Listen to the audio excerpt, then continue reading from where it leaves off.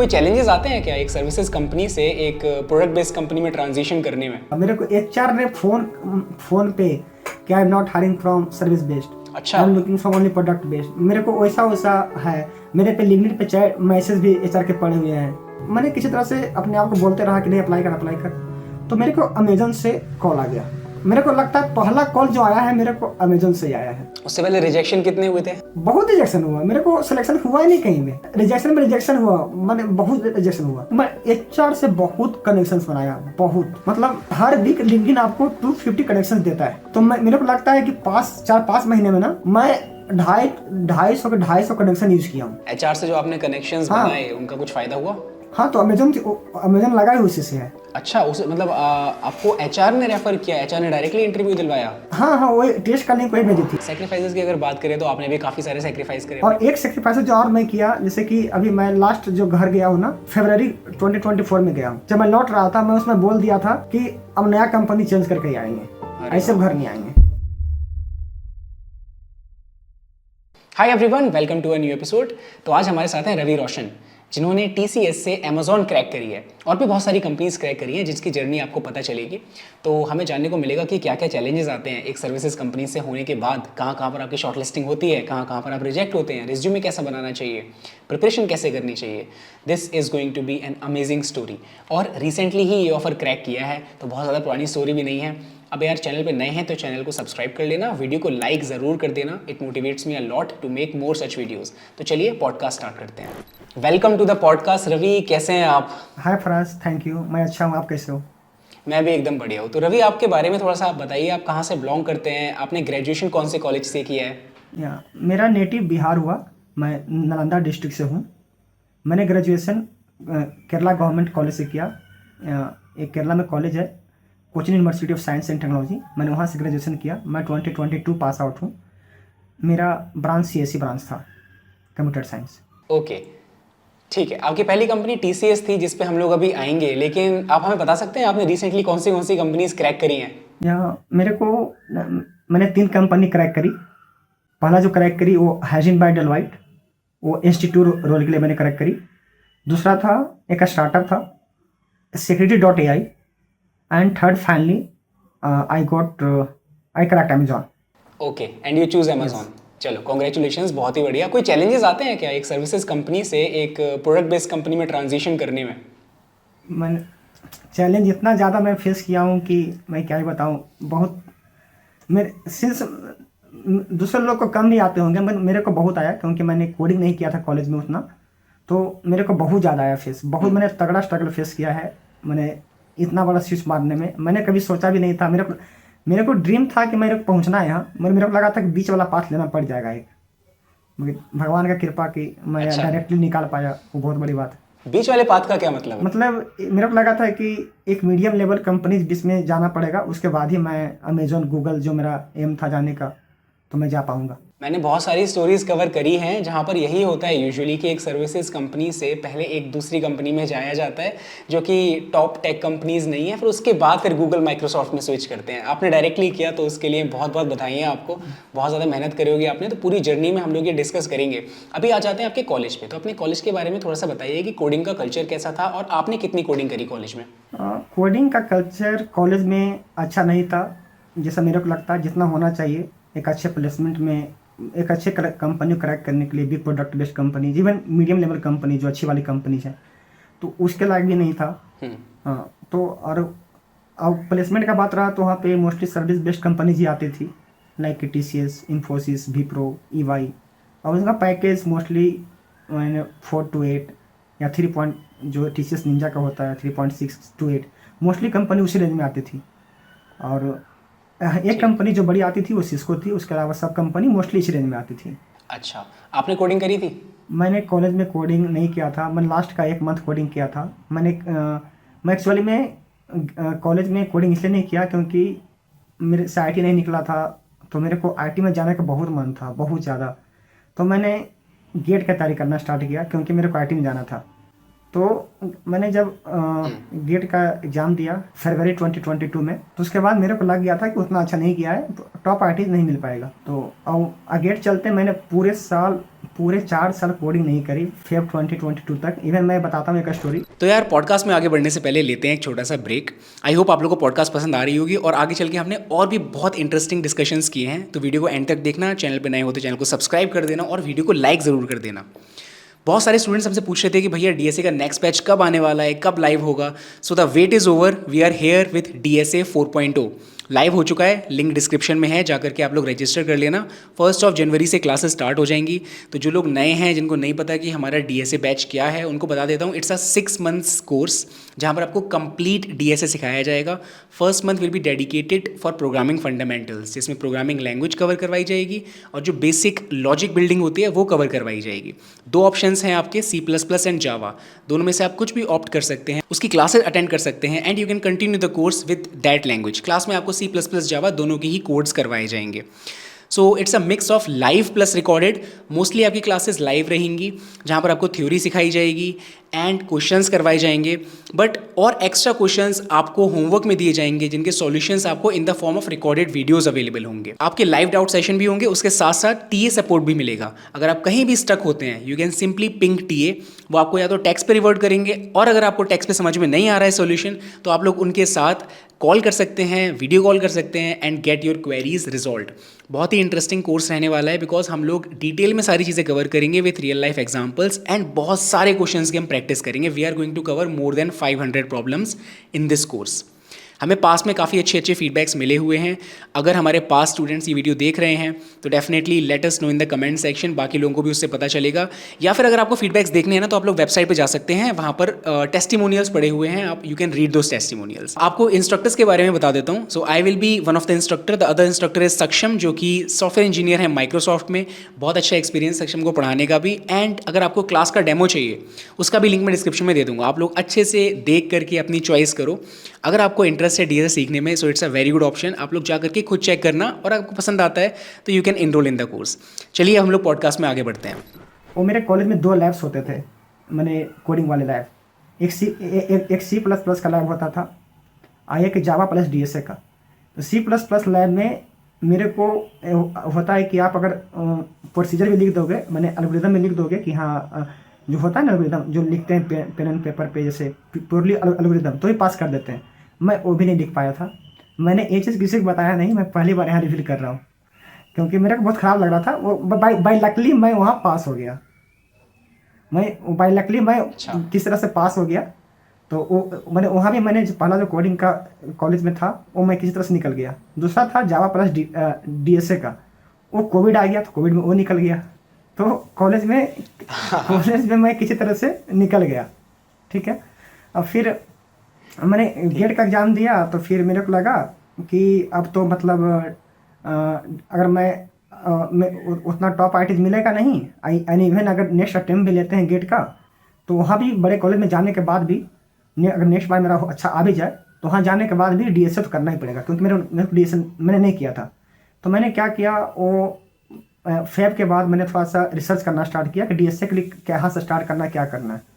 तो मैंने बहुत सारा रिसर्च किया, मैंने एक आध वीक तक, लाइक क्या कौन सा प्लेटफॉर्म सही है, कहाँ से पढ़ना चाहिए, कहाँ से स्टार्ट करना चाहिए। तो मैंने वो सबसे पहले तो मैं प्लेटफॉर्म चूज़ किया लीड कोड। बहुत सारा आर्टिकल्स पढ़ने के बाद लीड कोड मेरे को लगा कि अच्छा है, मैंने जो लोगों का रिस्पॉन्स है रिव्यू से। तो मैंने लीड कोड पहले प्लेटफॉर्म चूज़ किया। फिर मेरे पास था कि लैंग्वेज, क्योंकि मैं कॉलेज में, मैंने उस समय तक मेरे को नहीं लैंग्वेज आता था एक भी, नहीं मेरे पास कोई प्रोजेक्ट्स था। मैंने कुछ भी नहीं था। मेरे दोस्त लोग में जो बनाते हैं ग्रुप में प्रोजेक्ट्स, बस वही था। तो दोस्त लोग एक्सप्लेन कर देते हैं, वहीं जाकर बोल दो, निकल गए। तो सब सेमेस्टर वैसे ही पास हो गया, जो प्रोजेक्ट्स वाले जो सेमेस्टर थे तो हो गया। तो मेरे पास कुछ नहीं था। अब लीड कोड मैं डिसाइड कर लिया किस पे करना है। अब था लैंग्वेज, तो लैंग्वेज भी मेरे को चूज़ करना था। तब मेरे मन में क्या था कि हमको ऐसा लैंग्वेज चूज़ करना है जो बहुत जल्दी सीख के हम कोडिंग कर लें, क्योंकि मेरा फोकस था कि मेरा सोल्विंग स्किल्स को इंक्रीज करना है, थॉट प्रोसेस को लाना है। अगर मैं ऐसा लैंग्वेज चूज़ कर लूँ जिसमें 2-3 वीक का टाइम लग जाए सीखने में, तो मेरे को डिले हो जाएगा सीखने में। मेरा प्राइमरी फोकस था डीएसए पे जाने का। तो फिर मैंने क्या किया, थोड़ा सा पाइथन, सबको पता है पाइथन सबसे ईजी है, तो मैंने पाइथन सेलेक्ट किया। तो फिर पाइथन सेलेक्ट किया। अब फिर अब मेरे को था कि पाइथन का कौन सा चीज़ फॉलो करें कि जो पाइथन में पढ़ाता हो। फिर मेरे को एक मिल गया था रिसोर्स, मतलब मैंने कोई रिसर्च करके मिल गया था पाइथन का, तो मैंने उसको फॉलो कर थोड़ा स्टार्टिंग में उसको फॉलो किया। मैंने ऐसे ही कोई नॉर्मल से मिल गया था, तो मैंने पाइथन लैंग्वेज का विश्वास नहीं करोगे, मेरे को आता भी नहीं था, तो भी मैं मात्र 5 to 6 आवर्स वीडियो देखा। अब बिना हैंड्स ऑन के मैं ओडीएस से स्टार्ट कर दिया, बिना हैंड्स ऑन के। तो मेरा लर्निंग थोड़ा डिफरेंट। ये आप मुझे अपने लास्ट सेमेस्टर की बात बता रहे हैं ना, कॉलेज के लास्ट सेमेस्टर में? हाँ, मतलब ये मार्च अप्रैल का, मार्च टू मिड अप्रैल, जब मैंने इस सेमेस्टर एग्जाम जो उससे पहले तक का, लास्ट सेमेस्टर का। ठीक है, तो क्या इसी तैयारी ने हेल्प करी क्या आपके फिर टीसीएस क्रैक करने में? हाँ, वो क्या हुआ, तो मैंने क्या किया, तो उसके बाद कोड बीटा आया, तो मैंने कोड बीटा भर दिया। और थोड़ा सा मैं जब डीएसए किया था, मैंने जब डीएसए कर रहा था उसमें मैंने जो 30-40 डेज में जो कॉलेज में डीएसए किया था, क्योंकि मैं गेट का तैयारी किया था तो मैं थोड़ा थियोरेटिकली स्ट्रॉन्ग था। तो मैंने क्या किया, मैंने कॉलेज से पहले 50-60 क्वेश्चन लगाए होंगे लीड कोड पे, आई थिंक 70 या 70 ज़्यादा नहीं था वो, तो मैंने लगाए थे। मैंने उसमें क्या किया, मोस्टली टॉपिक मैंने टच कर लिया।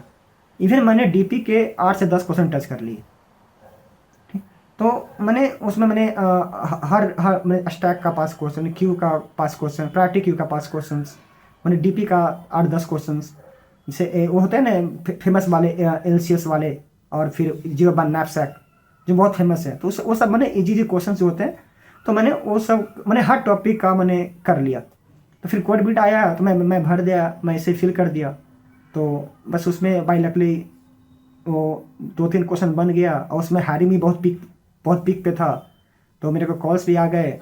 और बाई लकली मैं तो बोलूँगा बाई लकी था टोटली, वो कुछ वैसा नहीं था कि मैं कोड बीटा में तो अच्छे खासे क्वेश्चंस पूछे जाते हैं ना, मतलब ठीक ठाक लेवल होता है उन क्वेश्चंस का। हाँ, वो तो होता है, पर वही है कि मैंने थोड़ा डीपी भी बेसिक किए थे, तो उससे बाई लकली बन गया 2-3। और फिर और उसमें मेन था कि उसमें हायरिंग बहुत ज़्यादा पिक पे था, तो मेरा मात्र इंटरव्यू में मेरा 1 राउंड हुआ मात्र, तो उसी में निकल गया। उसने मैं फिर डिजिटल ऑफर किया। अरे वाह, कितना पैकेज मिला उसमें 7 LPA था। ओके, एंड ये वर्क फ्रॉम होम था या फिर आपको जाना पड़ा लोकेशन पे? ये वर्क फ्रॉम होम था, क्योंकि उसमें बुलाई नहीं थी। बट मैं बताऊंगा कि मेरे को गेट के लिए मैंने बहुत तैयारी किया था, तो मेरे के था कि गेट का एक और अटेम्प्ट देना है। जैसे कि मैं इतना ऑब्सेस था करियर के प्रति कि मैं जब कॉलेज ख़त्म हुआ ना, तो मैं एक दिन भी नहीं रुका था मैंने कॉलेज में। मेरा आज ख़त्म हुआ, मेरा परसों का टिकट था। अच्छा, तो मतलब मेरे को बहुत ख़राब लग रहा था कि हम कॉलेज से कुछ लेके निकले हैं।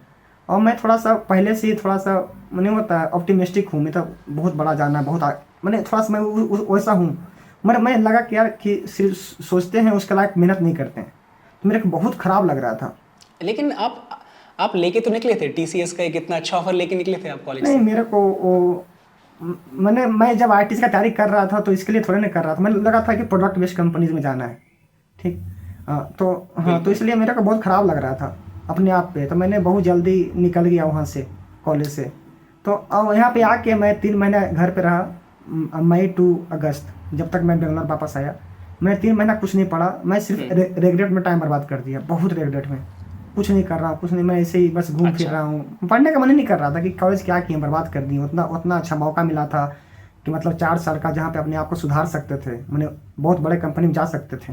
अच्छा, मुझे एक चीज़ बताएंगे, जैसे ये रिग्रेट वाला फेस सभी के साथ आता है, जब कुछ खराब हो जाती हैं चीज़ें या वर्कआउट नहीं कर रही होती ना चीज़ें, जैसे पढ़ रहे हैं रिजल्ट नहीं आ रहा, तो रिग्रेट होता है। उसके बाद बच्चे बहुत टाइम वेस्ट करते हैं।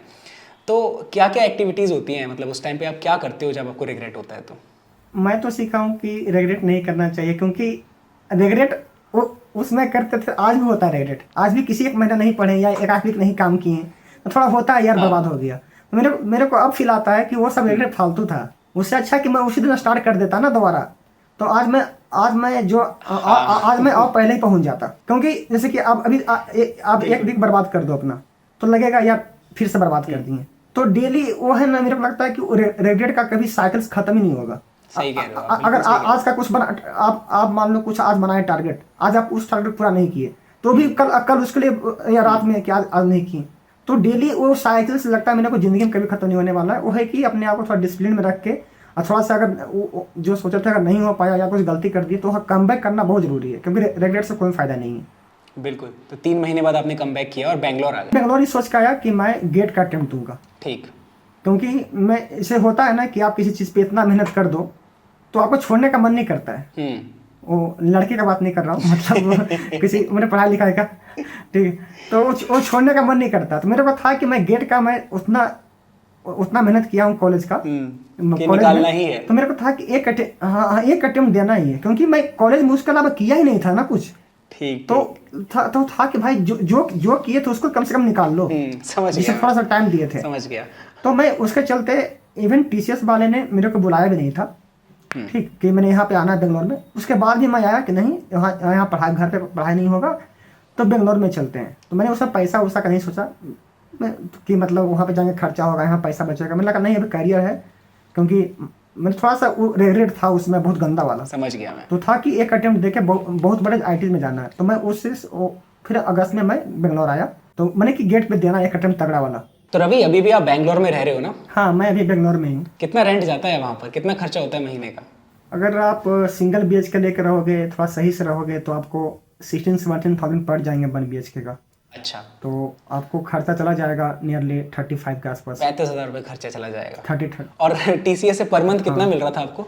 मेरे को मिल रहा था वही 45 के आसपास। हाँ, बोनस मिला के 70,000 पर ईयर बोनस देता है उन लोग। अच्छा। और हर 3 महीने पे 9 to 10,000 देता है परफॉर्मेंस बोनस। तो उसे मिला के एवरेज 55 के आसपास जाता है। अच्छा, तो सेविंग्स थोड़ी कम हो पाती होंगी ना? मेरे पास कोई सेविंग्स नहीं है। मैंने जो खर्चे के अलावा जो पैसा बचा मैंने कुछ खरीदने में सब में ख़त्म कर दिया। तो मेरे पास अभी टोटली 0 सेविंग है। अच्छा। अब मैं क्या खरीदा ऐसा? मैंने लैपटॉप ले लिया, मैकबुक M3 Pro। तो उसमें ही 2 लाख का था, तो 1.7 लाख पड़ा डिस्काउंट में, उसमें बहुत सारा पैसा चला गया। और मेरे को जो मन किया सब खरीद लिया। मैं कभी कुछ सोचा ही नहीं, क्या जो मन किया सब खरीद लिया। सेविंग का नहीं सोचा, ये शादी वादी के लिए बचा लें पैसा, ऐसा नहीं सोचा क्योंकि मेरे घर से प्रेशर नहीं था, इसलिए तो अच्छा। मैं उतना दिक्कत नहीं था कि जो था खुद से करो, जो करना करो। ठीक। लैपटॉप तो अभी आपको मिल जाएगा, अभी आप ज्वाइन करने वाले हो अमेजोन, तो वहाँ से मिल जाएगा लैपटॉप। मेरे को कुछ लोगों ने सेम बात बोला कि अब क्या करेगा उतना महंगा लैपटॉप का, तुमको तो अमेजोन नहीं देगा। तो बस शौक था एक कि थोड़ा मेरा था कि मैं जब पढ़ूँ ना, मैं कुछ काम करूँ, तो मेरे को ऐसा नहीं कोई लैग कर रहा है। मेरा एक तो होता है कि आदमी को पढ़ने का मन नहीं करता है, आप पढ़ने बैठो लैपटॉप हैंग कर रहा है, तो कैसे पढ़ेगा आदमी? हाँ, सही बात है। मतलब कंजूस नहीं हो आप बिल्कुल। हाँ, वो समय मैं थोड़ा हूँ। मैं पैसा वैसा पे उतना फोकस नहीं करता। मैं करता हूँ, पैसा इंपॉर्टेंट है, मगर अगर कोई पढ़ाई लिखाई का है जो मेरे को लग रहा है कि मेरे को उससे अच्छा हो सकता है, तो मैं वहाँ इन्वेस्ट कर देता हूँ। ठीक। हाँ, ये कुछ ज़्यादा ही ले लिए, इतना का भी जरूरत नहीं था, ये कुछ ज़्यादा ही हो गया। क्योंकि मेरे को लगता है ना कि अगर आपको पढ़ने का मन कर रहा है तो बहुत मुश्किल से पढ़ने का मन करता है। अच्छा। उसके बाद भी अगर लैपटॉप हैंग कर रहा, स्लो है, तो मेरे को नहीं भाई, वो सब हटाओ, थोड़ा सा एक्स्ट्रा खर्चा करते हैं। एक ही बार मैं लॉन्ग टर्म सोच के लिया हूँ, 8 से 10 साल तक मेरे को चलाना है आराम से। चलो बढ़िया है। लेकिन आप बैंगलोर आए थे सोच के कि आपको गेट का एग्जाम देना है, तो गेट का एग्जाम दिया कभी फिर आपने? नहीं, क्या हुआ कि मैं जब गेट का आया था सोच के एक अटेम्प्ट देना है बहुत अच्छे से और ITs में जाना है, तो मैंने रिविजन, क्योंकि मैं अच्छे से तैयारी किया था गेट का, तो मैंने रिविजन स्टार्ट किया। जब रिविजन स्टार्ट किया तो मैंने ग्राफ से स्टार्ट किया। तो ग्राफ में क्वेश्चन होते हैं ना कि find the sequence of DFS। तो पहले मैं पीएल पे करता था कि ऐसे ऐसे होगा, क्यों में डालेंगे, वैसे करेंगे। तो अब इसमें क्या मेरे में होने लगा कि नहीं, अब कोडिंग करना है। अच्छा। अब मेरे को आउटपुट ला के देखना है कि कैसे सीक्वेंस बन रहा है। तो फिर मैंने उसको इम्प्लीमेंट करना स्टार्ट कर दिया। मैं रिविजन कर रहा हूँ ग्रेड का ही क्वेश्चन, और वही है कि मैं कोडिंग कर रहा हूँ। जैसे फिर उसके बाद हो गया कि इसमें साइकिल है कि नहीं है, डायरेक्टर ग्राफ दिया हुआ उसमें साइकिल है कि नहीं है। तो पहले क्या करते थे, इंडिडी चेक करते थे, सबका 0 हुआ तो उसको क्यू में डाल दो। तो मैंने क्या किया, उसको मैं कोड कर रहा हूँ। तो मेरे को वहाँ से इंटरेस्ट DSM आना स्टार्ट हो गया। अब मेरे को बीच में अंदर से आ रहा था कि छोड़ देते हैं गेट, क्योंकि इंटरेस्ट आ रहा है। हाँ ठीक है, जो चीज़ हुआ मेहनत किए तो नहीं मिला, सब चीज़ नहीं मिलता है, ठीक है। अब कुछ चीज़ को सेक्रीफाइस करना ही पड़ता है बड़े चीज़ के लिए। वैसे मेरे दिमाग में आ रहा था, मेरे दिमाग में आ रहा था सब चीज़, मगर वो होता है ना कि बहुत टाइम दे दिया था, इसलिए हिम्मत नहीं था छोड़ने का। तो फिर क्या हुआ, मेरा रूममेट है, उसके भैया IT हैदराबाद से MTech किए थे, तो वो भैया से मिलने जा रहा था, तो हम भी साथ में गए थे। अच्छा। और उसके भैया ने बोला कि अगर तुम गेट इसलिए कर रहे हो क्योंकि तुमको बहुत बड़े कंपनीज में जाना है, तो तुम ऐसे भी कर सकते हो। हाँ ठीक है। बिल्कुल। हाँ, तो अब ये चीज़ मेरे को थोड़ा थोड़ा मैंने अंदर से आ रहा था। ठीक। अब क्या होता है ना, जब जब आपको कोई चीज़ अंदर से आ रहा हो और उसी पे कोई अच्छा आदमी सेम चीज़ बोल दे ना, हाँ। तो आपका कॉन्फिडेंस बहुत बढ़ जाता है कि हाँ, हम जो सोच रहे हैं वो सही है। सही कह रहे हो, बिल्कुल। ठीक है। तो मैंने क्या हुआ, मेरा कॉन्फिडेंस बढ़ गया। मैंने कहा नहीं, अब यही कर रहे हैं। अब मेरे को इतना विश्वास था, मेरे अपने मेहनत पे विश्वास था कि मैं उस लायक हूँ कि मैं सेक्रीफाइसेस कर सकता हूँ जो उसके लिए चाहिए। तो मेरे को लगा कि मैं उसके कि हाँ, अब वही करना है। मैं वहाँ से जब उनके रूम से जा रहा था तो मैंने बना लिया कि नहीं, अब गेट नहीं करना है। अब मतलब डायरेक्ट अब यहीं से कंपनी स्विच करके बड़ा कंपनी जाना है। ठीक है, सारी किताबें बंद कर दो अब। हाँ, मैंने क्या किया, आया मैं जो पूछे जाते हैं मैंने क्वेश्चंस लाइक जो कोर सब्जेक्ट्स होते हैं, डीएसए हो गया, उसके बाद डीबीएमएस हो गया, ऑपरेटिंग सिस्टम्स हो गया, नेटवर्किंग हो गया। मैंने A4 का नोटबुक जो मैं गेट में बनाया था, इसको मैं निकाला बाहर। बाकी सब कुछ मैं पैक करके टेप से एक बॉक्स में पैक करके रख दिया कि अब इसको दोबारा खोलना भी नहीं है। और 2 साल के आसपास हो गया, मैं इसको दोबारा खोला भी नहीं हूँ। अरे वाह। जैसे है वैसे पड़ा हुआ है। हाँ, ठीक ठीक। तो फिर हाँ, तो टीसीएस में कितने साल काम किया आपने, कितने साल बाद स्विच किया है? TCS में हो गया 2.3 ईयर्स हो गया। अच्छा, इतना टाइम लग गया स्विच, मतलब क्योंकि आपने सोच तो स्टार्टिंग में ही लिया था ना कि मुझे स्विच करना है। हाँ हाँ हाँ, सोच मैंने तो स्टार्टिंग में जब मैं ये सब मैंने बना लिया करना है, तो मैंने टारगेट रखा था अमेजन गूगल पे रखा था। क्योंकि मेरा में एक सबसे बड़ा पॉजिटिविटी ये है कि मैं कभी छोटा नहीं सोचता हूँ। हाँ, वो चीज़ मेरे से हो ना हो अलग बात है, मैं कभी छोटा सोचता नहीं। मैं भी जब स्टार्ट किया तो एक दोस्त से बात किया, फिर मैं अपना डायरी में लिखा कि मेरे को गूगल अमेजन में जाना है 2024 और ये 2025 तक मैक्स मेरे को पहुँचना है। मैंने लिखा था ये चीज़। तो भगवान का कृपा मैं पहुंच भी गया, तो बहुत बड़ा बात है मेरे लिए। बिल्कुल बिल्कुल। अच्छा, यहाँ पर हमारे बहुत सारे फर्स्ट ईयर सेकंड ईयर के स्टूडेंट्स और जो लोग टीसीएस में होंगे वो भी देख रहे होंगे। तो कई बार लोगों को मोटिवेशन नहीं आ पाती है कि स्विच करना है, इतनी मेहनत, कंपनी के साथ काम भी करो और प्रिपरेशन भी करो, इतनी मेहनत कौन करेगा। कुछ लोग टियर 3 से, उनको लगता है कि यार हम तो वैसे भी हमारा कॉलेज अच्छा नहीं है, अपॉर्चुनिटीज़ नहीं मिलेंगी, इस टाइम पर जॉब मार्केट भी अच्छा नहीं है, तो बहुत डीमोटिवेट हो जाते हैं, इतना बड़ा सोच ही नहीं पाते। तो कोई टिप्स हैं उनके लिए कि आप कैसे बड़ा सोचते हैं और उसकी तरफ कैसे आप काम करते हैं? और मेरा तो कुछ रीजंस था जिसके चलते मैं मोटिवेटेड रहा। पहला था कि वो मेरा जो होता है ना कि मेरे को कुछ बड़ा करना है, नाम कमाना है। तो वो सब मेरा था, वो सब कि कुछ मैंने करना है। मैंने नॉर्मल मेरे को नहीं रहना था। मेरे तो मैंने बचपन से ही है कि जहाँ भी जाओ नाम कमाओ, मैंने पैसा कमाओ, मैंने हर चीज़, मैंने एक वो होता है ना, वो नॉर्मल मेरे को रहना पसंद ही नहीं था बचपन से। तो और दूसरा क्या था, और हाँ, और दूसरा क्या था कि अगर मेरे सब दोस्त आईटीज में, मेरा कनेक्शंस जो होता है ना, मेरे स्कूल के दोस्त कोई या ट्यूशन में मिले थे, मोस्टली दोस्त मेरे आईटीज में थे, मोस्टली। अच्छा। तो वो भी एक नहीं बोलूँगा कि मैं थोड़ा सा जीरस वाला बात नहीं बोल रहा हूँ। मैंने थोड़ा लगता है कि जब जिसके साथ आप पढ़े थे, सेम लेवल पे थे, किसी टाइम पे थोड़ा बहुत ऊपर नीचे थे, तो उन लोग सब आईटी पहुँच गए थे। ठीक है। तो आपको लगता है कि नहीं हम भी पहुँचेंगे, क्योंकि ठीक है हम बीच में मेहनत नहीं की, उन लोग मेहनत कर लिया। ऐसा नहीं कि हम नहीं पहुँच सकते हैं, क्योंकि एक टाइम पे सब लोग सेमी लेवल पे थे लगभग। हाँ। तो वो भी एक थोड़ा सा मेरे मोटिवेशन था कि मैंने हमको पहुंचना है। ठीक। और जहाँ रहा ये सब कि मतलब उतना बड़ा कैसे सोचे, क्या करें, मैंने टियर 3 में हूँ, ये सब तो कि कॉलेज में मैंने कंपनी नहीं आएगी, ये सब। तो बात है कि जो आईटीज में जो भी गए ना, मैं बस ये कहना चाहता हूँ कि आपको कहीं ना कहीं मेहनत करना पड़ेगा किसी एक टाइम पे। क्योंकि जो लोग आईटीज में गए हैं तो वो भी अपने 12th के टाइम पे मेहनत किए, तभी वो वहाँ पहुँचे हैं। हाँ, अगर मान लीजिए कोई आईटी में नहीं पहुंचा, वो कॉलेज में जाके मेहनत करके पहुंचा बड़ी कंपनी में, तो वही मतलब कॉलेज में मेहनत किया है, तभी वो पहुंचा है।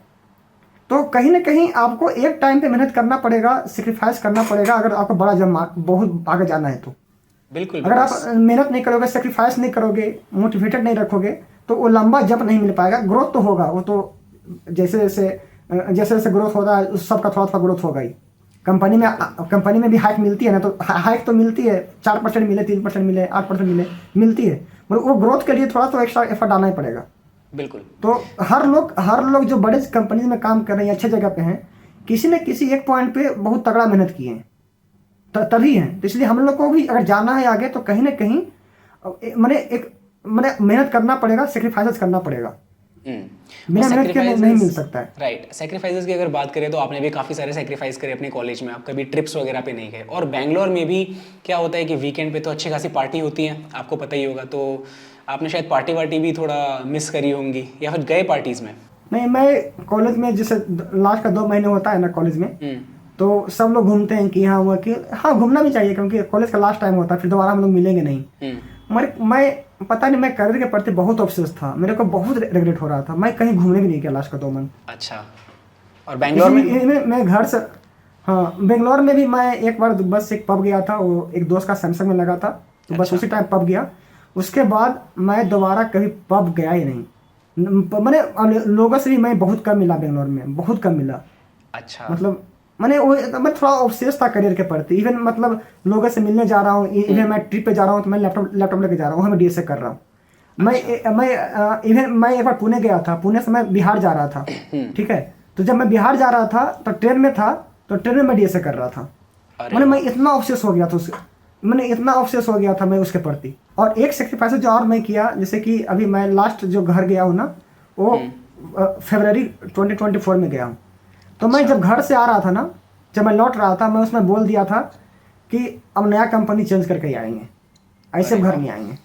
तो मेरे को घर वाले ने बीच में बहुत कॉल्स किया कि आ जाओ, मतलब मुझे लगा नहीं यार, अब क्योंकि अब ऐसे करेंगे तो नहीं कुछ होगा, अब निकालने के जाना है, चाहे कुछ भी हो जाए। तो इवन मेरे फादर बीच में आ गए हमसे मिलने के, मगर हम घर नहीं गए। तो मेरे पापा बीच में आए थे, लगता है मई जून में आए थे। तो उसने बोला कि चलो घर चलते हैं साथ में ही, टिकट ले लो। मैंने लगा नहीं, हम जब बोल दिए हैं कि अब कंपनी चेंज करके आएंगे तो कंपनी चेंज करके ही आएंगे। बिल्कुल, आपका दृढ़ निश्चय होता है। हाँ, अब मेरा कोई भी था ना कि अगर मेरा तैयारी भी ठीक ठाक है, वहाँ पे जाऊँगा फिर फ्लो टूट जाएगा, फिर से उस फ्लो को वापस लाने में टाइम लगता है। मेरे को लगा नहीं भाई, अब रहने दे, उससे अच्छा थोड़ा सेक्रीफाइस कर ले, उसके बाद तो थोड़ा घूमना फिरना करते रहेंगे। बिल्कुल। तो बैंगलोर आने के बाद कोई पार्टनर बना आपका, या फिर प्रायोरिटी मैंने कभी कुछ प्रायोरिटी में नहीं थी, कहीं से प्रायोरिटी में नहीं थी, कहीं से भी नहीं। मेरे नए लोग मेरे बने ही नहीं बेंगलोर में। मैंने बनाने का ट्राई नहीं किया, मैंने ट्राई भी नहीं किया। Even not even girls, like जो बॉयज में भी मेरे को बहुत नए लोग मैंने बनाने का ट्राई भी नहीं किया। 2-4 लोग बने होंगे तो बने होंगे, उससे नहीं बने मेरे, क्योंकि मैं ऐसे जहाँ, हाँ अब तो बन भी गए बहुत सारा ही। अब तो इतना कनेक्शन, इतना बड़े बड़े लोगों से जुड़ गया, कंपनी वाले के इतना कनेक्शन रिक्वेस्ट मेरे को आया बहुत बड़े बड़े कंपनी से, तो अब तो कोई दिक्कत ही नहीं है। बढ़िया। हाँ। तो रवि, आपने 2.5 साल लगभग टीसीएस में काम किया, इस 2.5 साल की जर्नी के बारे में बताइए थोड़ा सा कि कैसा रहा पूरा सफ़र। या टीसीएस मैं अगस्त में ज्वाइन किया, और पहला 1 महीने का मेरा चला ट्रेनिंग। उसके बाद ट्रेनिंग के बाद मैंने बेंच पे डाल दिए इंटरव्यू कॉल्स के लिए कि प्रोजेक्ट में जाना है, ये सब। मैंने प्रोजेक्ट का इंटरव्यू कॉल आएगा, उसमें से अगर वो सिलेक्ट करते हैं तो उसमें जो भी आपको अगर आप सिलेक्ट हो गए, अब इंटरव्यू अच्छा गया, आपको उसमें जाना है तो फिर आप जा सकते हो। मेरे को प्रोजेक्ट लेते लेते लगभग 1.5 महीना लग गया, 1 से 1.5 महीना। तो समझ लीजिए कि मेरा सितंबर अक्टूबर मिड तक मेरा प्रोजेक्ट में लेने में चला गया, ठीक। तो मेरे को प्रोजेक्ट लेना था, वो लेना था जावा पे। मेरे को जावा आता नहीं था, मगर मैंने बना लिया था, लूँगा प्रोजेक्ट तो मैं जावा कह लूँगा, क्योंकि मैंने बहुत सारा मैंने रिसर्च किया था। उसके बाद मैं डिसाइड किया था नहीं, जावा ही लेना है, चाहे कुछ भी हो जाए। तो इसलिए मेरे कॉल्स आए थे, मैंने .NET का और भी सर जो होते हैं, तो मैंने सब मना कर दिया कि नहीं भाई, मेरे को जावा ही चाहिए। सबका अपना होता है, मैं थोड़ा सा लॉन्ग टर्म देकर चल रहा था। थोड़ा सा आपका वो है, तो थोड़ा जिद्दी किस्म के हो आपकी, एक चीज़ जो डिसाइड कर ली वही करनी है फिर, है ना? हाँ, मैंने बहुत रिजेक्ट किया प्रोजेक्ट, बहुत ज़्यादा रिजेक्ट किया मैंने प्रोजेक्ट। इवन मेरा रूममेट भी परेशान हो गया था, क्या कर रहा है प्रोजेक्ट, रिजेक्ट कर रहा है। मुझे था कि नहीं, एक बार अगर डोमेन में हिल गए तो बहुत दिक्कत हो जाएगा, फिर स्विच करना बहुत मुश्किल होगा। इसलिए मैं थोड़ा वहाँ पे मैंने अपने आप को कर लिया था, जावा ही लेना है, ठीक है। तो फिर मैंने प्रोजेक्ट मिल गए, प्रोजेक्ट में मैं चला गया, काम स्टार्ट नहीं हुआ। अच्छा, ठीक है। तो मेरे को जनवरी फरवरी तक मेरा काम स्टार्ट नहीं हुआ प्रोजेक्ट में। 6 महीने तक आप खाली थे बिल्कुल? हाँ, 4 से 5 महीने तक। अच्छा, 4 से 5 महीने मैंने काम 4 महीने मान लो, क्योंकि मैंने फरवरी में मैं घर चला गया था तो मैं बहुत घूमा, 1 महीने में पूरा घूमा हूँ उसमें। ठीक है। तो मैं उसमें जो 4 महीना जो था ना, मैं उसमें खूब कोडिंग किया, खूब। तो और फिर क्या हुआ, उसने मेरे को फिर से प्रोजेक्ट से निकाल दिया, बोला कि इसमें प्रोजेक्ट स्टार्ट होने में बहुत टाइम है, तो उसने मेरे को प्रोजेक्ट से निकाल दिया। फिर बेंच? जब मैं प्रोजेक्ट से हाँ, फिर से बेंच पे आ गया। ठीक। तो वो मेरे को 5 में निकाला, तो मेरे को मार्च लास्ट में मेरे को प्रोजेक्ट मिल गया, ठीक है, जावा स्प्रिंग बूट का फिर से। तो वो मेरे जो 4 से 5 महीने का टाइम था, उसमें मैंने खूब डीएसए किया, खूब। और उस समय तक मेरे को लगता है कि 400 के आसपास क्वेश्चंस मैंने कर लिए थे। अरे वाह, मैंने मार्च अप्रैल तक। ये तो अच्छा यूटिलाइज कर लिया आपने बेंच पीरियड का। मतलब बेंच पीरियड में अक्सर लोग क्या करते हैं, मुझे तो लगता है कि टाइम वेस्ट कर देते हैं बहुत सारे लोग बेंच पीरियड में, कि कुछ मिल नहीं रहा तो कुछ सीखते भी नहीं है नया। तो आई थिंक आपने काफ़ी अच्छे से यूटिलाइज किया वो टाइम। हाँ, क्योंकि मेरे मन में था कि जाना है, बहुत बड़ी कंपनी जाना है और बहुत जल्दी जाना है। तो मेरे को था कि अब अभी यही सब टाइम को तो यूटिलाइज करना है, क्योंकि जब कंपनी का काम स्टार्ट होगा तो फिर उतना टाइम नहीं मिलेगा। ठीक है, जैसे जितना टाइम मिल रहा है सबको यूटिलाइज करते चलो। ठीक है। जैसे तो मैंने वही 400 के आसपास क्वेश्चन मैंने लीडकोड पे लगा लिए थे, और अब उस समय तक लगभग लगता है कि मेरा हर टॉपिक कवर हो गया था, most of the topic. Okay. हाँ, सेगमेंट ट्री शायद मैं उस समय तक नहीं किया था, बाकी हर टॉपिक का मैंने क्वेश्चंस अच्छे खासा लगा लिए थे। अप्लाई करना कब स्टार्ट किया आपने? तो मैं हाँ, उसके बाद मैं अप्लाई करना स्टार्ट किया, जुलाई के आसपास स्टार्ट किया पिछले ईयर। ओके। और जैसे कि पहले बताया कि मैं जब कॉलेज से पास आउट हुआ था, तो नहीं मेरे पास एक कोडिंग लैंग्वेज का नॉलेज था अच्छा सा, नहीं मेरे पास कोई प्रोजेक्ट्स थे, कुछ नहीं था। तो मैंने अप्लाई किया, तो एक दोस्त है मेरा IT का है, वो IT गुवाहाटी का, उसने वो मैंने लगभग इनिशियल स्टेज पे वो मेरे साथ था, तो उसी से थोड़ा थोड़ा डिस्कस करता था।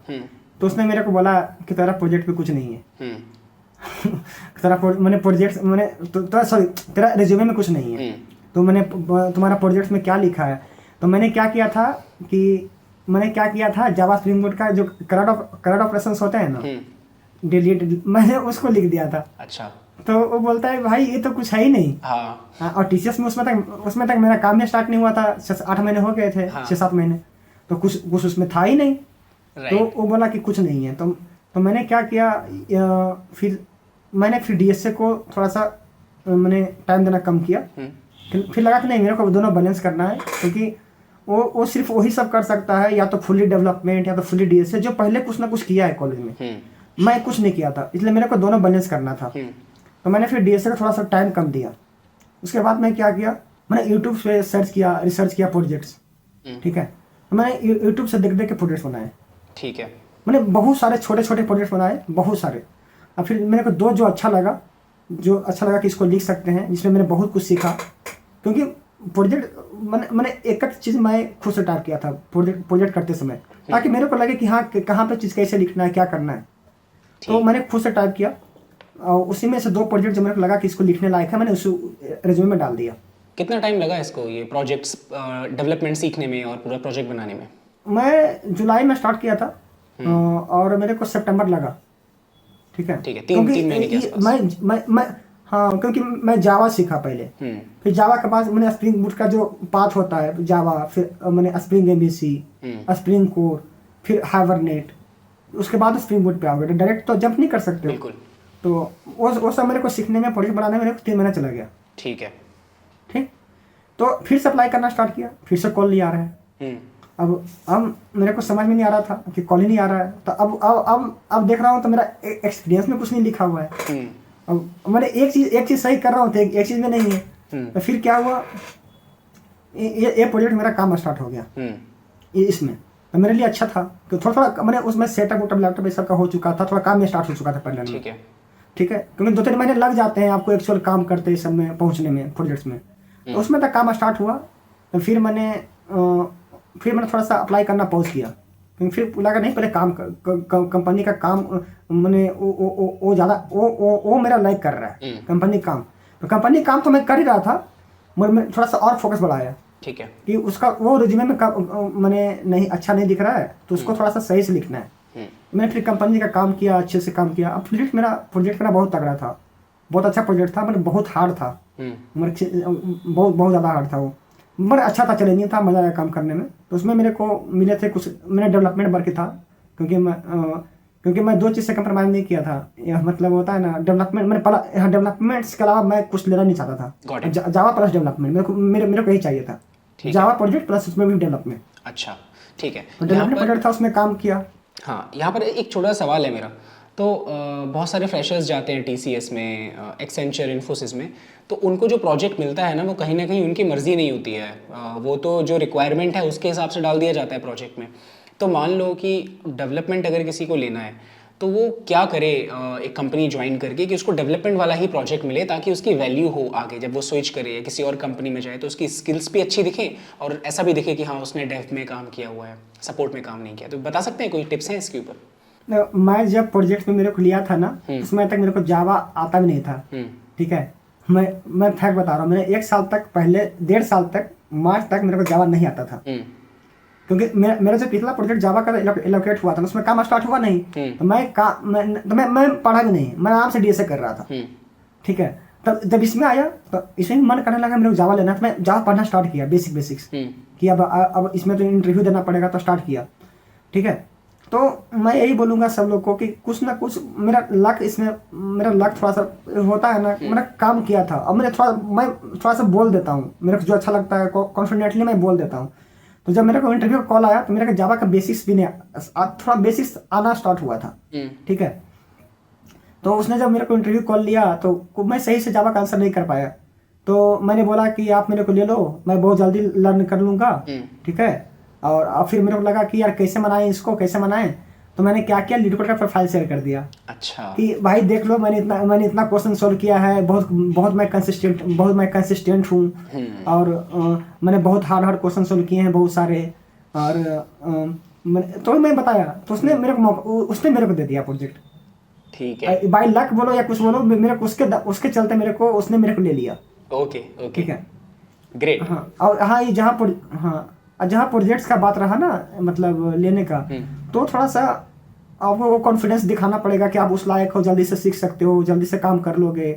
तो ये सब दिखाना पड़ेगा। ठीक है, तो वापस आते हैं हमारे सवाल पे। सवाल ये था कि अप्लाई कब करना स्टार्ट किया और क्या चैलेंजेस आए जब अप्लाई किया? तो क्योंकि मैंने सुना है कि अक्सर एक सर्विसेज कंपनी या Tier 3 का जब स्टूडेंट अप्लाई करता है तो बड़ी बड़ी कंपनीज उसके रिज्यूमे को रिजेक्ट कर देती हैं, तो ऐसा हुआ क्या? बहुत हुआ, बहुत चैलेंजेस आए।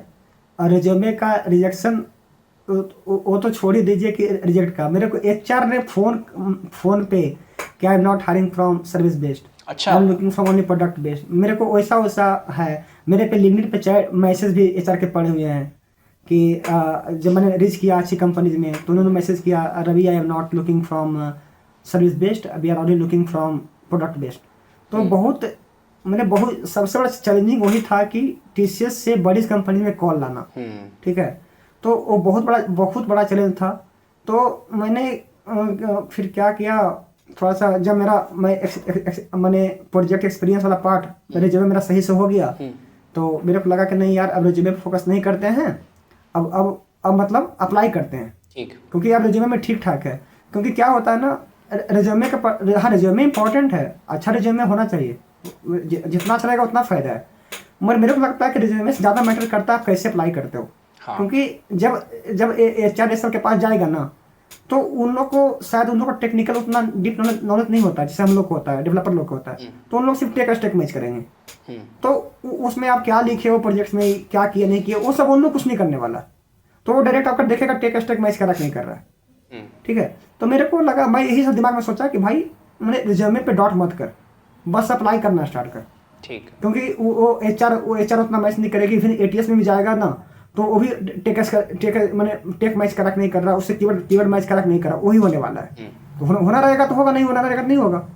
ठीक है, तो मैंने फिर मेरा पहला बात तो रिज्यूमे का जो बहुत तगड़ा डाउट था।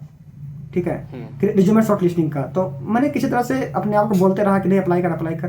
तो मेरे को अमेजन से कॉल आ गया।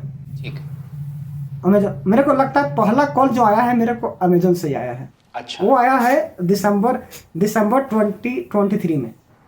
अच्छा, उससे पहले उससे पहले रिजेक्शन कितने हुए थे? बहुत रिजेक्शन हुआ, मेरे को सिलेक्शन हुआ ही नहीं कहीं में। रिजेक्शन हुआ, मैंने बहुत रिजेक्शन हुआ। अब मेरे को कॉल भी आया था, अमेजन का आ गया। ओके, अब अब मैं उसमें थोड़ा डीएसए टच में छोड़ दिया था, क्योंकि मेरे को डेवलपमेंट और ये दोनों बैलेंस करना था। तो मैंने उसमें थोड़ा डीएसए का टच छूट गया था और कॉल भी आ गया। तो मैंने बनाया, तो एक क्वेश्चन पूरा बना, एक क्वेश्चन में 6 टेस्ट के पास हुए आउट ऑफ 10। ठीक है। तो फिर मेरे को शायद मैं क्वालिफाई नहीं कर पाया, इसलिए मेरे को इंटरव्यू का कॉल्स नहीं आया। ओके। फिर थोड़ा सा मोटिवेट हो गया कि यार जिसके लिए तैयारी कर रहे थे उसका मौका हाथ से निकल गया। तो फिर किसी तरह से, और उस दिन मैं जब टेस्ट दिया उस दिन मेरा बर्थडे था, तो और ऊपर से लग रहा है क्या ऐसा दिन भी, बर्थडे के दिन भी मेरा खराब हो गया। तो लगा ठीक है कोई नहीं, मैं समझ लो कि मैं बर्थडे भी नहीं मनाया 2023 में। अरे कोई बर्थडे में मैं अमेजन का ओए दे रहा था। ठीक है, ठीक है। मतलब कुछ ज़्यादा ही मैं ऑब्सेस हो गया था कि नहीं, वो होता है ना एक सेल्फ रिस्पेक्ट वाला बात, वो आ गया था। ओके। कि नहीं वो करना है, कुछ बड़ा करना है। ठीक है।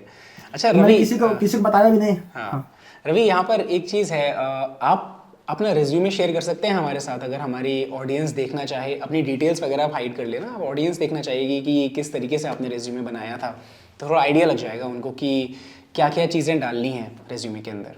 हाँ मैं श्योर मैं शेयर कर दूंगा। मैंने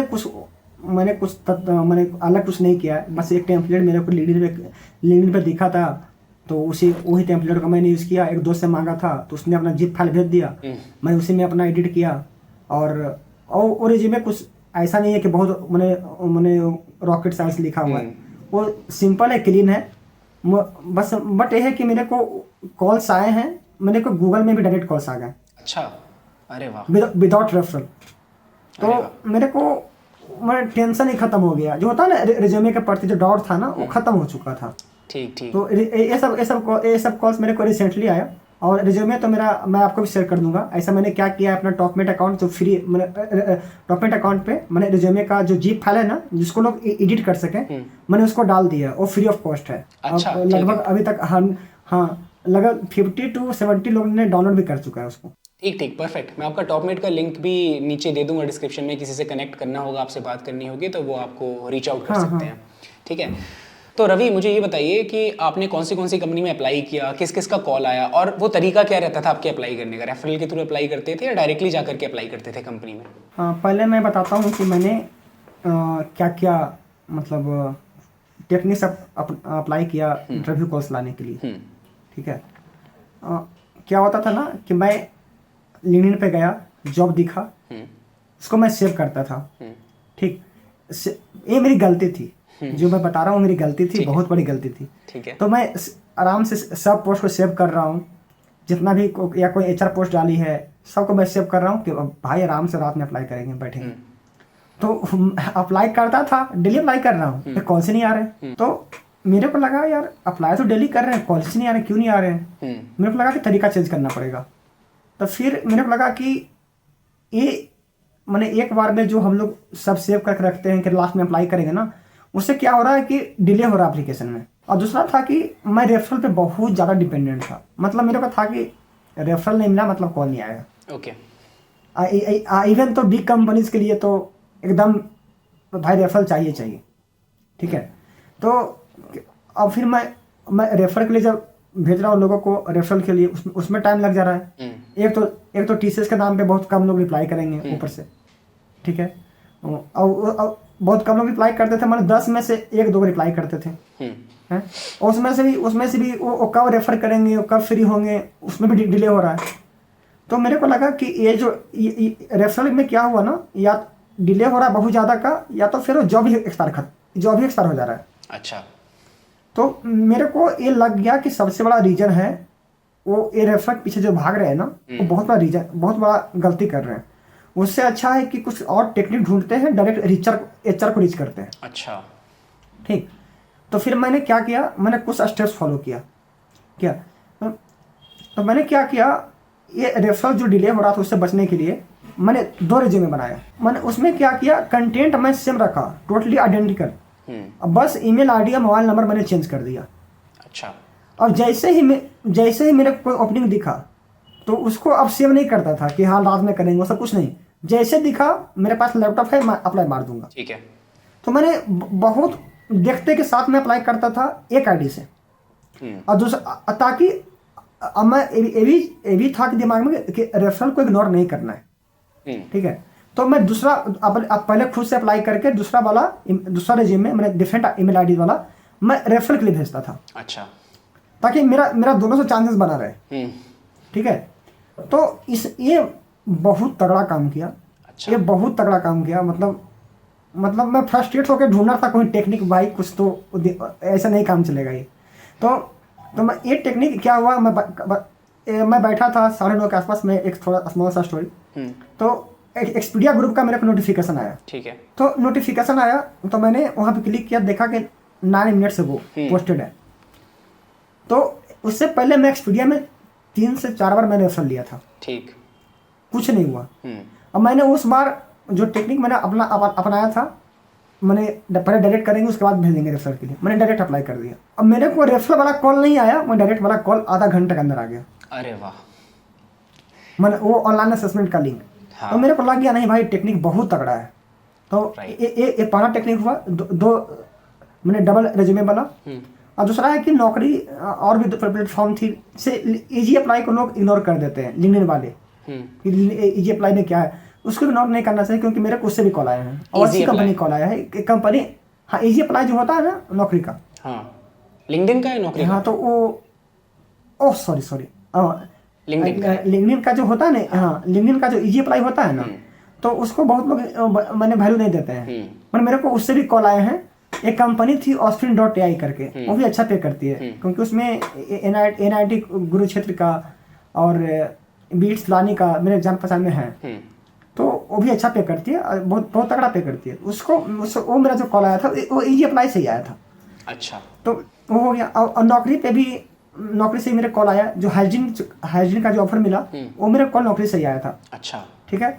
और हाँ, और ये इंस्टा हायर से मेरे कॉल आया, ठीक है। तो ये 3 प्लेटफॉर्म मैं रिकमेंड करूंगा। और भी प्लेटफॉर्म है, अनस्टॉप, बेलफॉर्म, मगर मेरे को कॉल ये तीनों से आया है। मोस्टली लोग यही 3 प्लेटफॉर्म यूज़ करते हैं, लिंक्डइन, नौकरी और इंस्टा हायर थोड़ा स्टार्टअप्स वगैरह के लिए यूज़ करते हैं, एंड नौकरी काफ़ी सर्विसेज कंपनी के लिए भी लोग यूज़ करते हैं। इनफैक्ट प्रोडक्ट बेस्ड कंपनीज के भी कॉल आ जाते हैं, और लिंक्डइन तो है ही अपना। एक पहला हुआ डबल रेज्यूमे, दूसरा हुआ ए प्लेटफॉर्म्स, और तीसरा मैं क्या करता था, तीसरा तो रेफरल्स था।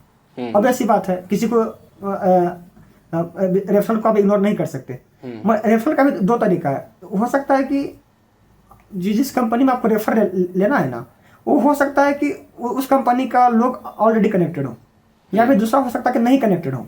अगर ऑलरेडी कनेक्टेड है ना तो ठीक है, आप डायरेक्ट मैसेज कर दोगे। अगर नहीं कनेक्टेड है ना, तो मैं क्या गलती करता था पहले कि अगर नहीं कनेक्टेड है तो पहले कनेक्शन रिक्वेस्ट भेजा, अब वो एक्सेप्ट करेगा, अब उसके बाद मैं भेजूंगा रेफरल के लिए, ठीक है। तो मेरे को लगा कि यहाँ पे भी डिले हो रहा है, हाँ, ठीक है। तो मैंने इसका क्या सोल्यूशन ढूंढा। एक लिंक्डइन में आता है, मैंने ऐड ए नोट का ऑप्शन आता है, ऐड ए नोट। जब किसी को कनेक्शन रिक्वेस्ट भेजोगे ना, तो ऐड ए नोट आता है। तो मैंने क्या किया, ऐड ए नोट, सोचा कि अब कनेक्शन रिक्वेस्ट जो सिंपली भेजते हैं उससे अच्छा कि एक नोट में भेजते हैं।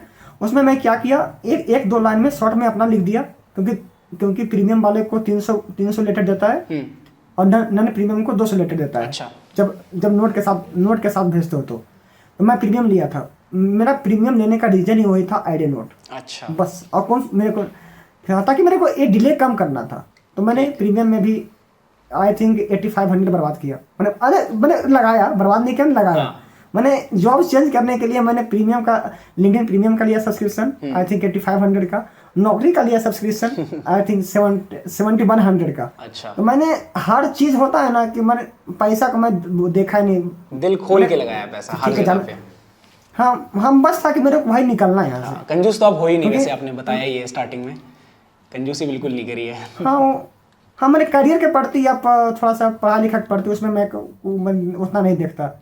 बिल्कुल। चलो ठीक है, मतलब फायदा भी हुआ, ऐसा नहीं है कि फायदा नहीं हुआ इन सब प्लेटफॉर्म से आपको कॉल। हाँ, फायदा हुआ, हाँ, बहुत फायदा हुआ। तो मैं क्या करता था ना कि नोट के साथ भेजता था। हाँ। तो नोट में क्या करता था, अपने बारे में 1-2 लाइन, ठीक है, जॉब आईडी और अपना रेज्यूमे का लिंक, क्योंकि आप PDF नहीं डाल सकते जब नोट भेजोगे तो, ठीक है।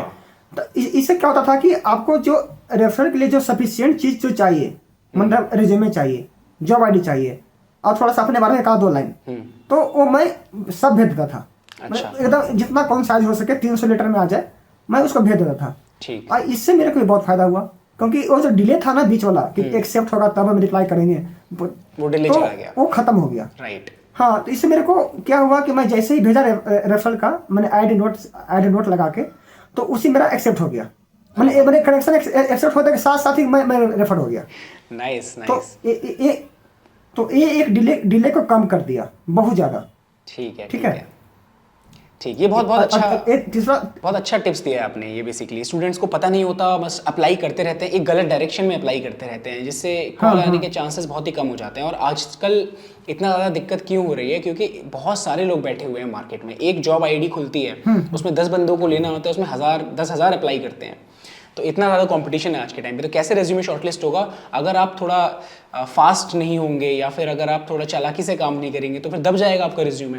राइट। तो ये सब चीज़ें बहुत ज़्यादा ज़रूरी हैं। मतलब प्रिपरेशन तो ज़रूरी है ही, उसके साथ साथ ये सब भी बहुत ज़रूरी है। हाँ, वो तो बात सही है, क्योंकि इसलिए मैं बीच में बोला था पहले कि रिज्यूमे तो मैटर करता ही करता है, मगर रिज्यूमे से ज़्यादा मैटर करता है कि आप कैसे अप्लाई कर रहे हो। क्योंकि जो HR लोग भी है ना, आपका टेक मैच करने वाली, पूरा कोई पढ़ने नहीं जा रहा है आपका। राइट। कोई नहीं पढ़ने वाला है। ठीक। तो मैं इसलिए मैं ये हुआ थर्ड पॉइंट रेफरल वाला।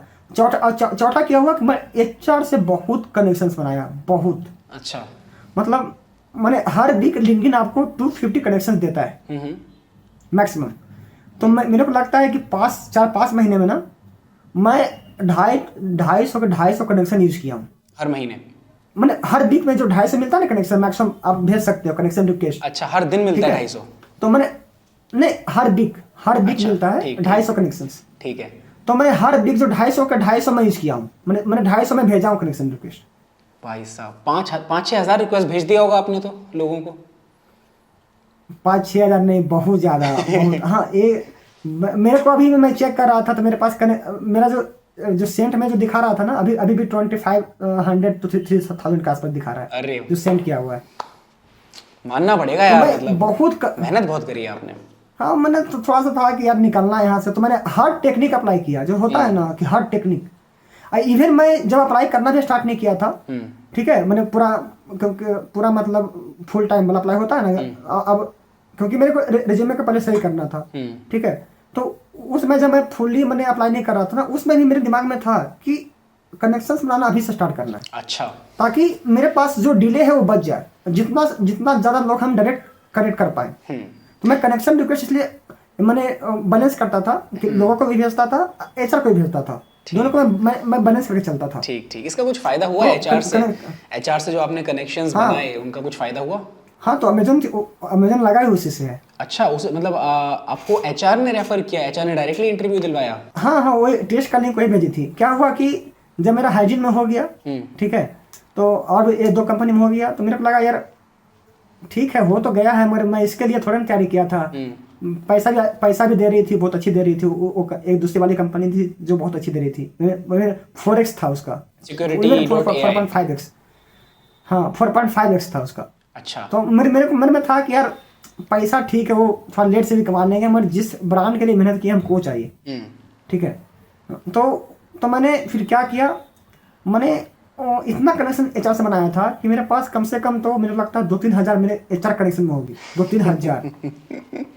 तो मैंने क्या किया, एक बनाया टेम्पलेट कि hi, I am serving notice period and my last working day this and अपने बारे में लिखा, ठीक है, अपना रिज्यूमे ऐड कर दिया, ठीक।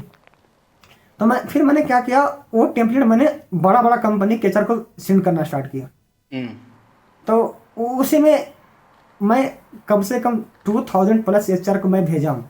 ओके, सेम टेम्पलेट, ठीक है। तो उसमें से कॉल्स तो बहुत लोग का आया था, कुछ लोग का कि अभी आई am not looking from service based, और कुछ लोग का क्या not looking from with your experience, okay है। और कुछ का आया तो उसका सैलरी मैच नहीं कर रहा है, मैंने सैलरी सही नहीं दे रही है। और कुछ का आया तो हायरिंग मैनेजर से पास भेजे हैं, कुछ रिप्लाई आएगा तो बताएंगे। तो वही था कि तो उसमें से इसका आ गया, मैंने इसने मेरे को रिप्लाई किया कि हाय रवि, मैं टेस्ट लिंक भेज रही हूँ, आप इसको टेस्ट कंप्लीट कर लो। अच्छा रवि, एक सेकंड, रवि एक चीज़ मुझे यहाँ पर पूछनी है। आपने मुझे ये चीज़ बताई कि आप एचआर को ये लिखते थे कि मैं सर्विस नोटिस पीरियड सर्व कर रहा हूँ इस कंपनी में, तो मतलब आपने पेपर्स क्या पहले ही डाल दिए थे? कोई भी कंपनी क्रैक करने से पहले डाल दिए थे पेपर्स, या फिर पहले आपने कंपनी क्रैक करी फिर नोटिस पीरियड सर्व करा? इसका क्योंकि 3 महीने का नोटिस पीरियड होता है जहाँ तक मैंने सुना है, जो कि बहुत लंबा होता है ना? हाँ, क्या हुआ ना, नोटिस पीरियड का भी अच्छा टॉपिक आप पकड़ लिए। क्योंकि 90 डेज नोटिस पीरियड जैसे ही बोलोगे ना, आपको इंटरव्यू के लिए प्रोसेस नहीं होगा। मोस्टली 95 तो मैं मिनिमम बोल सकता हूँ। वो कंपनी बढ़ेगी नहीं आगे 90 डेज बोलोगे जैसे ही। राइट। तो मैंने इसका क्या तरीका ढूंढा, मैं सब जगह डाल दिया आई एम सर्विंग नोटिस पीरियड। अच्छा। नौकरी पे, लिंक्डइन पे, हर जगह डाल दिया, इंस्टा हर सब जगह। मैं वैसे डालते रहा, कॉल्स आ रहे हैं तो मैं बोल रहा हूँ कि मैं बेंच पे हूँ और मेरे को प्रोजेक्ट्स मिलेगा तो मैं बेंच पे हूँ और मेरे को मैं रिजाइन मारूंगा तो मैं बहुत जल्दी इन लोग निकाल देंगे, ठीक है, मैं रिलीज कर देंगे, क्योंकि बेंच पे नहीं रखते हैं जो ऑलरेडी रिजाइन कर चुका होता है। हाँ, उससे क्या नोटिस पीरियड सर्व करवाएंगे, है ना, बेंच वाले से? हाँ, वो ऑब्वियस सी बात है। तो फिर क्या हुआ, उसके बाद भी नहीं, लास्ट वर्किंग डे का मेल दिखाओ, उसके बाद भी हर जगह कट रहा है। तो फिर मेरे को लगा यार ये तो कुछ हो नहीं रहा। फिर लगा भाई अब इसके अलावा तू करेगा क्या, 90 डेज लिखा तो ऐसे भी कॉल नहीं आने हैं। हाँ। उससे अच्छा ऐसे रहने दे, या तो सर्विंग नोटिस पीरियड लिख, या तो लिख I can join with in 15 days. ठीक है, या 30 डेज। इसके बाहर जाएगा तो कॉल्स आने का चांस बहुत कम है। ठीक। तो इसमें हाइजीन का कॉल आ गया, तो मैंने सेम बात उसको बोल दिया, तो वो मान गया। तो मेरा क्या हुआ, हाइजीन का मान गया, ठीक है। और उसमें मेरे को पता था कि मेरा सेकेंड राउंड जो सिस्टम डिजाइन का राउंड था मेरा बहुत तगड़ा गया है। ये पहला राउंड जो था डीएसए का, वही मेरा अच्छा गया था। ओके। तो मेरे को लगा कि ये तो हमको लेगा ही लेगा। ठीक है। तो मैं उसको बोला था 30 डेज का। ठीक। जब उसने ऑफर लेटर रिलीज करने से पहले फोन किया ना, तो मैं उसको बोल दिया 90 डेज। ओके। हाँ, अब मेरे को इतना गट फीलिंग था कि इतना अच्छा इंटरव्यू किया है, छोड़ेगा तो नहीं। हाँ, छोड़ेगा नहीं। तो मैंने उसका पूरा फायदा उठाया। ओके। मेरे को लगा भाई बोल दे हिम्मत करके, मैंने 60 दिन का बोलेगा तो उससे दिमाग में चलते रहेगा कि मैंने अगर 60 दिन में ज्वाइन नहीं किए या 30 डेज में ज्वाइन नहीं किए तो ऑफर नहीं होता है। हाँ। तो मैंने ऑफर खत्म हो जाएगा, मैंने रिवोक कर लेगी या फिर एक्सटेंड नहीं करेगी। तो मैंने क्या किया, यही टेक्निक अपनाया। मैंने गट फीलिंग था अंदर से कि बहुत तगड़ा गया इंटरव्यू, मैंने बोल दिया 90 डेज, उसने मान लिया। बढ़िया। ओ भाई, हम भाई घुमा दिया, मतलब सबसे बड़ा चक्कर घुमा दिया पूरा का पूरा। हाँ, मेरे को था कि अब आपका कॉन्फिडेंस बोलना चाहिए, अगर कॉन्फिडेंट नहीं रहोगे तो फिर कुछ नहीं होता है। ठीक बात है। अब मैंने कुछ लोगों ने बोला भी था कि ये हाइजीन मान जाएगी, तो और भी लोगों ने, मेरे 1-2 लोगों ने बोल दिया था, तो मैं ही बोल दिया पूरा कॉन्फिडेंटली के साथ, और क्या। तो मान गया। तो अब मान गया तो मेरे को कम से कम टेंशन जो होता है ना, वो कम गया। ठीक है। और भी कुछ लोग हैं मेरे जान पहचान में जिनको बहुत दिक्कत हुआ 90 डेज का। ठीक है। तो उसने रिजाइन मार के मैंने ऑफर निकाला है। हाँ, मेरे बेस्ट तरीका तो यही है कि आप थोड़ा सा सर्विस नोटिस पीरियड लिखो। कोई जो सर्विस बेस्ड कंपनी जो होती है ना, इन्फोसिस, मैंने कुछ दूसरे सर्विस बेस्ड कंपनीज को ट्राई करो पहले। ओके। ताकि जो 90 डेज को करती है कंसिडर, ठीक है, एक बार ऑफर ले लो, फिर आप कम से कम आप तो थोड़ा सेफ हो जाओगे ना कि अरे भाई कुछ नहीं हुआ तो कम से कम एक तो हाथ में है। दूसरी कंपनी में तो स्विच कर लेंगे। तो मैं यही सजेस्ट करूंगा कि सबसे बेस्ट तरीका है वो सब कंपनीज को करना टारगेट जो 90 डेज कंसिडर करती है। ठीक है। और उसके बाद आप अच्छा ऑफर देखते रहिए। ऑलराइट।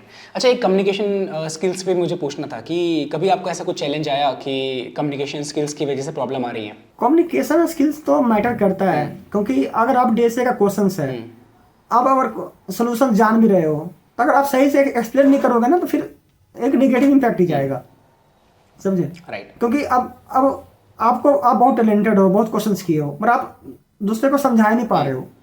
तो हम इंटरव्यूअर हैं, तो आपको कितना आता है उससे थोड़ा ना मतलब, हमको क्या पता आप क्या चाहिए। मेरा को मतलब है कि आप सोल्व कर रहे हो नहीं कर रहे हो, मेरे को समझा पा रहे हो लॉजिक कि नहीं समझा पा रहे हो, इंग्लिश में तो मैटर करता है। हाँ, वो भी इंग्लिश में। अब बहुत सारे इंटरव्यूअर होते हैं जो आपको हिंदी में भी इंटरव्यू लेते हैं। अच्छा, आपने दिए हिंदी में इंटरव्यू? हाँ, मैंने हिंदी में इंटरव्यू दी है। अच्छा, मैंने हिंदी में इंटरव्यू। हाँ, तो एक क्या है ना, मैं ये भी नहीं बोलूँगा कि एकदम डिसेंट चाहिए, हम लोग को एंकर भी नहीं बनना है, मैंने स्पीच भी नहीं देना है, तो मैंने इतना होना चाहिए कि दूसरा लोग समझ जाए। मेरा भी कुछ उतना खास नहीं है। हाँ ये है कि मैं क्योंकि मेरे को मैंने बहुत कॉन्फिडेंट था मैं डीएसए में, तो मैं अच्छे से समझा सकता था। ठीक है। तो मैंने उस लायक मेरा कम्युनिकेशन था कि मैं किसी को समझा दूंगा अच्छे से, मेरा बेसिस बहुत क्लियर है, मेरे को आता है अच्छे से, नॉलेज है। ठीक है। एक चीज़ और मैं नोट करना चाहूँगा, जब जब आपके पास स्किल्स हो ना और कॉन्फिडेंस हो और आप अच्छा मेहनत किए हो, तो कम्युनिकेशन स्किल्स ऑटोमेटिकली अच्छा हो जाता है। मैंने अब अच्छे से कर दोगे एक्सप्लेन। और सेम चीज़ अगर जो नहीं आता है ना, तो इवन कम्युनिकेशन स्किल्स बेटर भी है तो भी फंस जाओगे। बिल्कुल बिल्कुल। तो अगर नॉलेज है ना अच्छा, आप कॉन्फिडेंट हो कोई क्वेश्चंस में ना, तो आप ऑटोमेटिकली अच्छे से कर दोगे एक्सप्लेन। राइट। तो कहीं ना कहीं स्किल्स ज़्यादा मैटर कर जाता है। बिल्कुल सही बात बोली आपने। तो रवि, हमारी पॉडकास्ट थोड़ी सी ज़्यादा एक्सटेंड हो रही है, बट फिर भी मैं आपसे एक क्वेश्चन पूछना चाहूँगा कि अमेज़ॉन का ब्रीफली थोड़ा शॉर्ट में हमें बता दीजिए कि पूरा का पूरा क्या प्रोसेस था। पहला तो ऑनलाइन असेसमेंट था, पहला राउंड, ठीक है। तो वो उसके बाद आपको 3 राउंड और होंगे, और मेरे 3 राउंड और होते हैं। ठीक है। तो सब राउंड में मेरा SD1 के लिए हुआ था, ठीक है। तो उसमें पहला राउंड में 2 क्वेश्चंस, हर 2 question DSA plus 1 leadership. Second round भी वैसा ही 2 डीएसए प्लस 1 लीडरशिप। ओके। ठीक। और थर्ड राउंड भी में वो डिपेंड करता है मैनेजर पे, उसमें आपसे मैंने अगर SD1 के लिए जा रहे हो तो आपसे कोर सब्जेक्ट ही पूछ लेगा, या डीएसए क्वेश्चन पूछ लेगा, या तो फिर डिजाइन पैटर्न्स पूछ लेगा, या लो लेवल डिजाइन पूछ लेगा। ओके।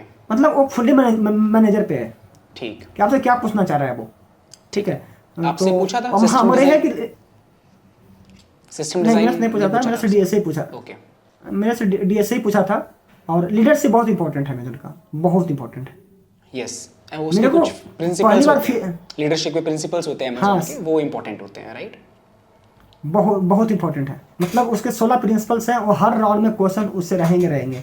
उसी से आपको चेक करता है कि इसका बिहेवियर कैसा है, कि कंपनी में कैसा काम किया है। ओके। तो मैं पहले बहुत डरता था बिहेवियर राउंड के लिए। मैं इतना तैयारी किया हूँ अमेजोन का लीडरशिप का, कि मेरे को बिहेवियर राउंड का टेंशन खत्म ही हो चुका है।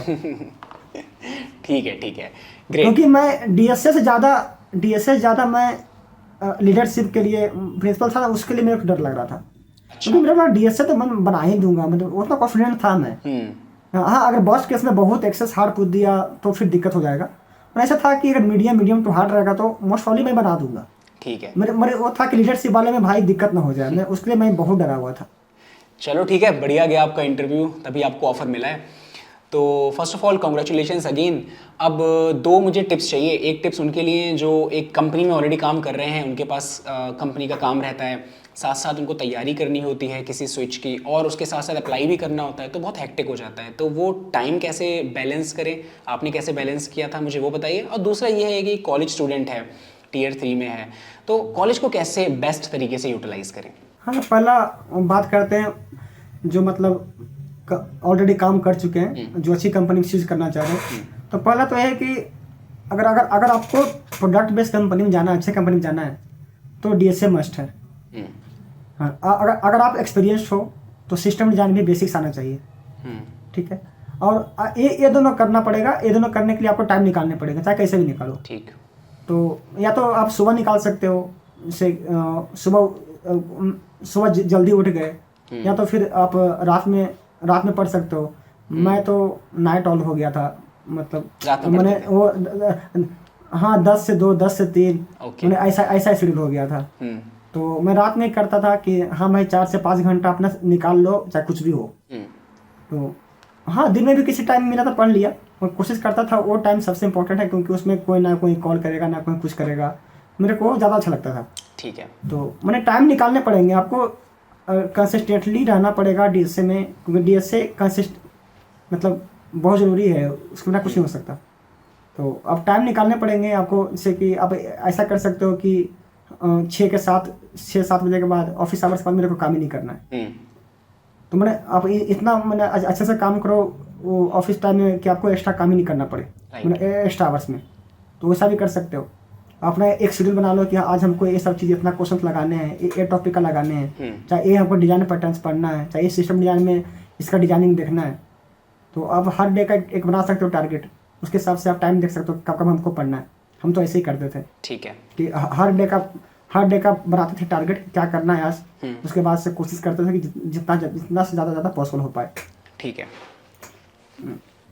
और दूसरा कॉलेज के स्टूडेंट्स के लिए रहा, तो मेरे को लगता है कि कॉलेज तो मैटर करता है, नो डाउट, आज बहुत ज़्यादा मैटर करता है। मगर यह है कि जो जिनको अच्छे कॉलेज नहीं मिले हैं वहाँ पे कंपनी नहीं आती है, तो उनको यही करना चाहिए कि डीएस से बहुत ज़्यादा फोकस करना चाहिए, बहुत ज़्यादा। राइट। क्योंकि वो सबका अल्टीमेट डीएस से ही है।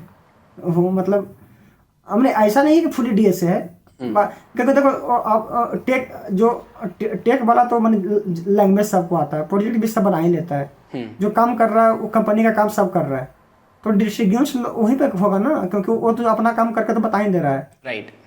तो डिस्ट्रीब्यूशन तो फिर यही सब कर पाएगा ना, तो ये ज़्यादा मैटर कर जाता है। तो मेरा लगता है कि थोड़ा सा जो कॉलेज में स्टूडेंट्स हैं एक ग्रुप बनाना चाहिए, जिसमें सब लोग को डीएसए को प्रैक्टिस करना चाहिए, साथ में डिस्कस करना चाहिए। एक को इन्वायरमेंट चाहिए कोडिंग वाला। करेक्ट। क्योंकि अगर आप कॉलेज में नहीं करते हो ना, तो जैसे कि मेरे को बहुत डिफिकल्टी हुआ डीएसए करने में, क्योंकि यहाँ पे अकेले मैं कर रहा था, कोई मेरे पास था नहीं जिससे मैं पूछूं डिस्कस करूँ। और कॉलेज बेस्ट टाइम होता है ये सब चीज़ करने के लिए, इसलिए बेस्ट होता है ना कि वहाँ पे और भी सारे बहुत लोग कर रहे होंगे, तो आप जाके क्वेश्चन को एक दूसरे से डिस्कस कर सकते हो। और वही काम अगर आप कॉलेज में नहीं किया ना, तो अकेले में करोगे तो बहुत गंदा फंस जाओगे। बिल्कुल। क्योंकि यहाँ पे कोई नहीं होंगे आपके साथ, तो वो मैं फेस किया हूँ, मैं अकेले में कोडिंग किया हूँ अकेले में, तो बहुत डिफिकल्ट होता है। तो मैं कॉलेज वालों को यही करूँगा कि कॉलेज लाइफ को पूरा यूटिलाइज करें। हाँ, एंजॉय भी बहुत ज़रूरी है, बहुत ज़रूरी है, क्योंकि वो सा लाइफ मिलता नहीं है। क्योंकि वो जो लाइफ होता है कॉलेज का, होता है कि कोई प्रेशर नहीं, कोई फैमिली से बहुत दूर है, कोई देखने वाला नहीं है, तो इससे अच्छा इतना फ्रीडम, इससे अच्छा मौका कभी मिलेगा नहीं। तो एंजॉय भी करना चाहिए। मेरे है कि थोड़ा करियर ज़्यादा इंपॉर्टेंट है, तो उसको मतलब नहीं होता है कि दोनों को बैलेंस करना चाहिए। इवन करियर को थोड़ा सा आगे रख के जो इंपॉर्टेंट है आगे के लिए, बड़ी बड़ी कंपनी में जाने के लिए, उसको करना चाहिए। All right, great. So thank you so much Ravi, आपने बहुत सारी चीज़ें हमारे साथ शेयर करी, बहुत सारे लोगों को इससे हेल्प भी होगी। And thanks a lot for taking out time ये पॉडकास्ट करने के लिए। आई होप आप आगे फ्यूचर में जाके और भी कंपनीज क्रैक करें और सक्सेसफुल हों। And thank you so much again for being here and giving this time to us. बाकी आपका जो लिंक्डइन है एंड आपका टॉपमेट है, उसका लिंक मैं डिस्क्रिप्शन में दे दूंगा, जिसको आपसे कनेक्ट करना होगा वो कनेक्ट कर सकता है। हाँ, श्योर। और ऑल राइट। ठीक, हाँ, थैंक्स फराज। मैं कभी सोचा नहीं था कि मैं यहाँ पे आ पाऊँगा। Thanks for inviting me. All right, thank you so much guys. Please like the video, channel पर नए हैं तो चैनल को सब्सक्राइब कर लेना। हम लोग मिलते हैं नेक्स्ट एपिसोड में, तब तक के लिए बाय बाय।